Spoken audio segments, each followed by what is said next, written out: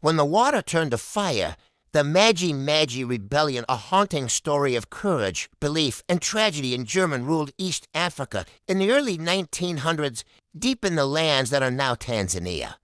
The earth trembled not from storms or beasts, but from the heavy boots of German colonial soldiers. They ruled with iron laws, harsh taxes, and punishments that broke communities. Villages that once shared seasons of planting and harvest now shared fear. The spark of rebellion came from an unexpected place, a spiritual leader named Kinjekitile Ngwali, known simply as Bakiro.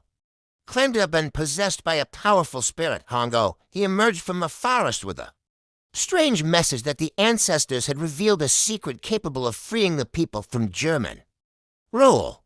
He held up a small gourd filled with liquid. This, he said, is Maji water. Sacred water. Water that, he claimed, would turn German bullets into harmless drops of rain. To many people who had lost everything, hope tasted sweeter than fear. Word spread like sparks on dry grass.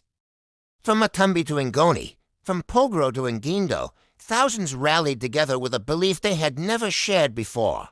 Different tribes, long divided, finally stood as one, and so began the Maji Rebellion, a storm built from courage and myth. The first battle stunned the Germans. Villagers marched with spears, clubs, old rifles, and bottles of the sacred Maji. They sang war songs, believing the ancestors marched with them.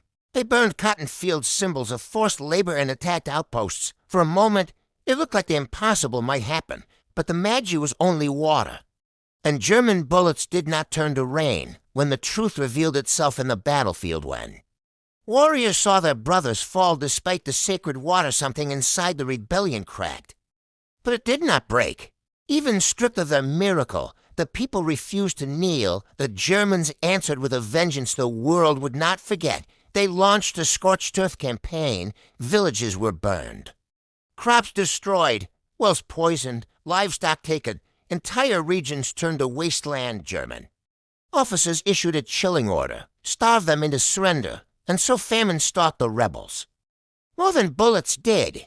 Fields that once fed thousands became graves. Hunger hollowed out families.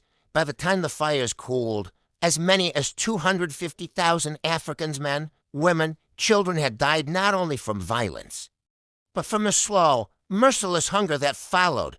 Bakiro, the prophet of the sacred Maji, vanished early in the uprising. Some say he was executed. Some say he returned to the forest. Others claim the ancestors took him. But his message lived on, not the water, but the unity it brought. For the first time, the people of southern Tanzania had risen together, not as tribes, but as a nation. Years later, elders would gather under the moonlight and speak of that time. They would say, the Maji failed, but the people learned they were stronger together, and in the end, that unity born from pain, belief, and sacrifice became the foundation of the future independence movement. The land healed, the people survived, but the soil of southern Tanzania still holds their memory. The memory of when water met fire, and a nation was born from the ash.